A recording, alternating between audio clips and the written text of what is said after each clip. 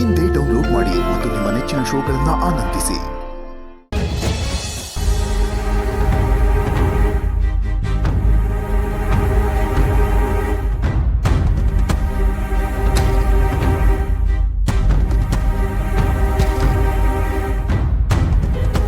ಈ ವೀಣಾ ಇಷ್ಟೊತ್ತಾದ್ರೂ ಬರಲಿಲ್ವಲ್ಲ? ರೇಷನ್ ತರಿಸ್ತೀನಿ ಅಂತ ಹೋಗಿದ್ದಾಳೆ. ರೇಷನ್ ಅಂಗಡಿನೇ ತಗೊಂಬರ್ತಾಳೆ ಅನ್ಸುತ್ತೆ. ನೋಡೋಣ ಸ್ವಲ್ಪ. ದೇವ್ರೆ, ಬಂದ್ಯಾನೆ? ಎಲ್ಲಿಗೆ ಹೋಗಿದ್ದೆ ಇಷ್ಟೊತ್ತು ತನಕ?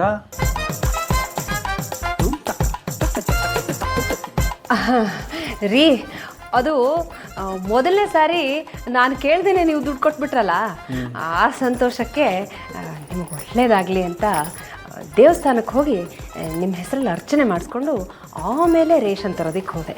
ಹೌದಾ? ಪೂಜೆ ಮಾಡ್ಸಕ್ಕೆ ಹೋಗಿದ್ಯಾ? ಹಣ್ಣು ಕಾಯಿ ಪ್ರಸಾದ ಇಲ್ಲೇ?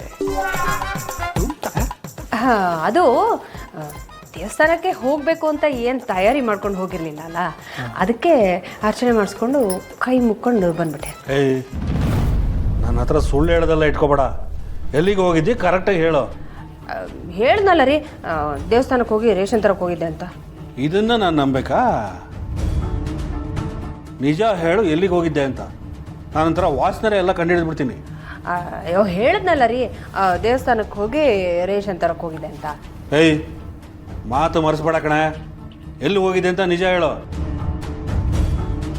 ಆಯಿತು ಬಿಡಿ, ಸುಳ್ಳು ಹೇಳಿ ನನಗಾದರೂ ಆಗೋದೇನಿದೆ. ಅತ್ತೆ ಮಾವನ ಮಾತಾಡಿಸ್ಕೊಂಡು ಆಮೇಲೆ ರೇಷನ್ ತೊಗೊಂಡು ಮನೆಗೆ ಬಂದೆ. ಏಯ್, ನಿನಗೆ ತಲೆ ಕೆಟ್ಟಿದ್ದೇನೆ? ಯಾಕೆ ಅಲ್ಲಿಗೆ ಹೋಗಿದ್ದೆ? ಅವತ್ತೇ ಹೇಳಿಲ್ವಾ ನಮಗೂ ಅವ್ರಿಗೂ ಯಾವ ಸಂಬಂಧನೂ ಇಲ್ಲ ಅಂತ?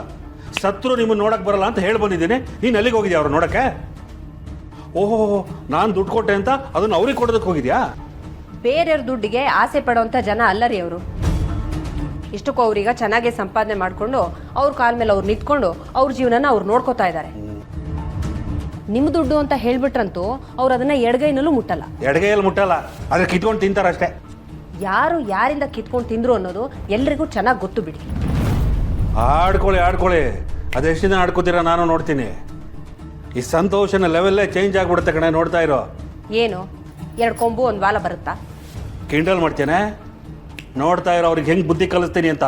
ನನ್ನ ಕಾಲು ಕೇಳಕ್ಕೆ ಬಂದು ಬೀಳ್ಬೇಕು ಹಂಗೆ ಮಾಡ್ತೀನಿ. ವಯಸ್ಸಾಗಿರೋ ಅಪ್ಪ ಅಮ್ಮ ಅಂತ ನೋಡದೆ ಬಂದು ಕಾಲು ಕೆಳಗೆ ಬೀಳೋ ಹಾಗೆ ಮಾಡ್ತೀನಿ ಅಂತ ಹೇಳ್ತೀರಲ್ಲ, ನಿಮ್ಗಿನ್ ಯಾರು ಹೇಳ್ತಾರೆ? ಏಯ್, ಕತ್ತೆಗೂ ವಯಸ್ಸಾಗುತ್ತೆ ಕಣೆ, ಹಾಗಂತ ಮರ್ಯಾದೆ ಕೊಡೋದಕ್ಕಾಗತ್ತಾ? ಯಾರಿಗೆ ಎಷ್ಟು ಮರ್ಯಾದೆ ಕೊಡಬೇಕು ಅಂತ ನನಗೆ ಗೊತ್ತಿದೆ. ನಿನ್ನಿಂದ ಕೇಳಿ ತಿಳ್ಕೊಬೇಕಾಗಿಲ್ಲ. ಹೋಗು, ಊಟ ರೆಡಿ ಮಾಡು, ಬಂದೆ.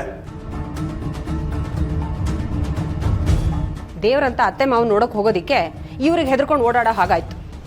ನನ್ನ ಮಗನು ಇದೇ ಕಲ್ಯಾಣ ಗುಣಗಳನ್ನ ಕಳಿದಿದ್ರೆ ಸಾಕು.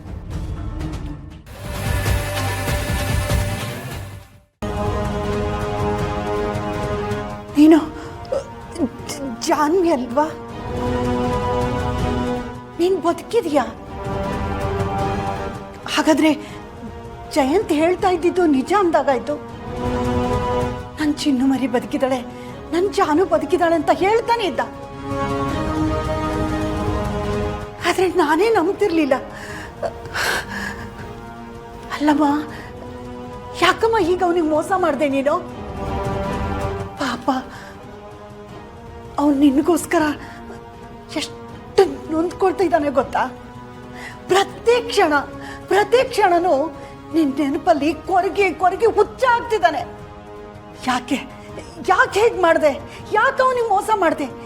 ನೀನು ಮಾಡಿದ ಸರಿನಾ? ನಾನು ಮಾಡಿದ ಸರಿನೋ ತಪ್ಪೋ ನನಗೆ ಗೊತ್ತಿಲ್ಲ. ಆದರೆ ನೀವಿಷ್ಟೆಲ್ಲ ಕೇಳ್ತಿದ್ದೀರಲ್ಲ, ನೀವು ಯಾರು?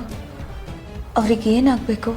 ನೀವು ಅವ್ರ ಜೊತೆ ನಡ್ಕೋತಾ ಇದ್ದಿದ್ದು ನೋಡಿದ್ರೆ ತುಂಬ ಆತ್ಮೀಯರು ಅನಿಸ್ತು. ಹೇಳಿ, ನೀವು ಯಾರು? ಈ ಮನೆ ಕೆಲಸದಾಳು. ಆದರೆ ಜಯಂತ್ ಏನು ಅಂತ ಅವನು ಚಿಕ್ಕವನಿರುವಾಗಿನಿಂದ ನಾನು ನೋಡ್ಕೊಂಡು ಬಂದಿದ್ದೀನಿ. ನಾನು ಕೆಲಸದವಳೇ ಇರ್ಬೋದು, ಆದರೆ ಅವನು ನನಗೆ ತಾಯಿ ಸ್ಥಾನ ಕೊಟ್ಟಿದ್ದಾನೆ. ಎಲ್ಲನೂ ನನ್ನ ಹತ್ರ ಹೇಳ್ಕೊತಾನೆ.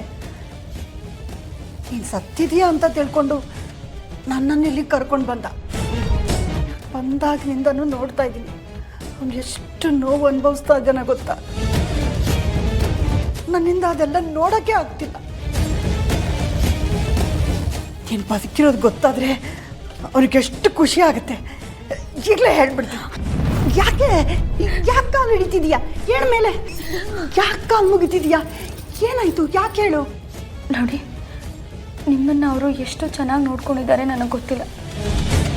ಆದರೆ ನಾನು ಇಲ್ಲಿದ್ದಷ್ಟು ದಿನ ಅನುಭವಿಸಿರೋ ನೋವು ಸಂಕಟ ನನಗೆ ಮಾತ್ರ ಗೊತ್ತು.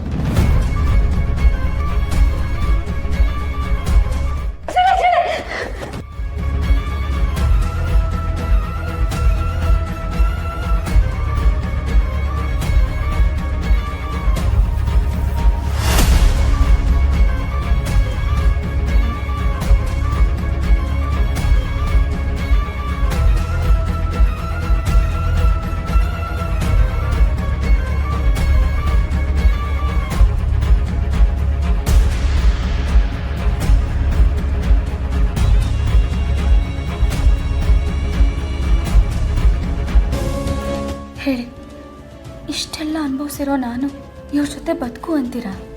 ನಮ್ಮ ಅಣ್ಣನಂತ ಬೆಸ್ಟ್ ಫ್ರೆಂಡ್ನೇ ಗೊತ್ತಿಲ್ಲ ಅಂದವ್ರನ್ನ, ನನ್ನ ಸ್ವಂತ ಅಜ್ಜಿನೇ ಕೊಲ್ಲಕ್ಕೆ ಪ್ರಯತ್ನ ಪಡ್ತವ್ರ ಜೊತೆ ನಾನು ಬದುಕೋಕ್ಕಾಗತ್ತಾ?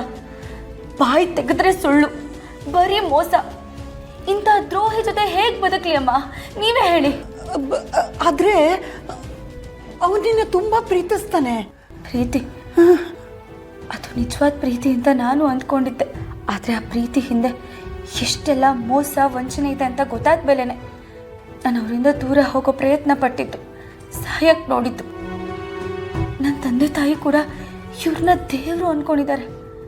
ನಾನು ಹಾಗೆ ಅಂದ್ಕೊಂಡಿದ್ದೆ. ಅದಕ್ಕೆ ಅವ್ರನ್ನ ಪ್ರಾಣಕ್ಕಿಂತ ಹೆಚ್ಚಾಗಿ ಪ್ರೀತಿ ಮಾಡಿದೆ. ಜಗತ್ತಲ್ಲಿರೋ ಖುಷಿ ಎಲ್ಲ ನನಗೆ ಸಿಕ್ಕಿದೆ ಅಂತ ಇಷ್ಟೆಲ್ಲ ಖುಷಿಪಟ್ಟೆ. ಆದರೆ ಅವರು ಗೋಮುಖ ವ್ಯಾಘ್ರ ಅಂತ ಗೊತ್ತಾಯ್ತು. ಹೇಳಿ ಅಮ್ಮ, ಹೇಳಿ, ಇಂಥವ್ರ ಜೊತೆ ನಾನು ಜೀವನ ಮಾಡಬೇಕಾ? ನೀವು ಒಂದು ಹೆಣ್ಣಲ್ವಾ? ಹೇಳಿ, ನಿಮಗೂ ಅರ್ಥ ಆಗುತ್ತಲ್ವಾ? ಹಾಂ, ನನಗೂ ಅರ್ಥ ಆಗುತ್ತೆ. ಒಂದು ವೇಳೆ ನನ್ನ ಮಗಳೇ ಈ ಪರಿಸ್ಥಿತಿಯಲ್ಲಿ ಇದ್ದಿದ್ರೆ ನಾನು ಸುಮ್ಮನೆ ಇರ್ತಿರ್ಲಿಲ್ಲ.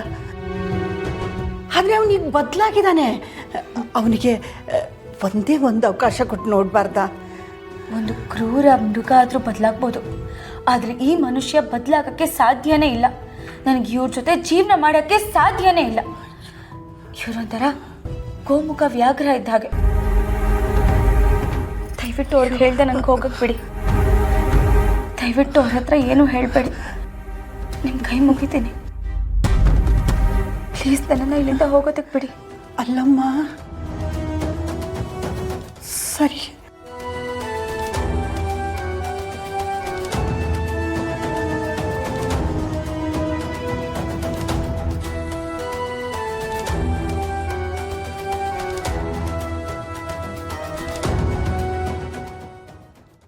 लक्ष्मी निवासा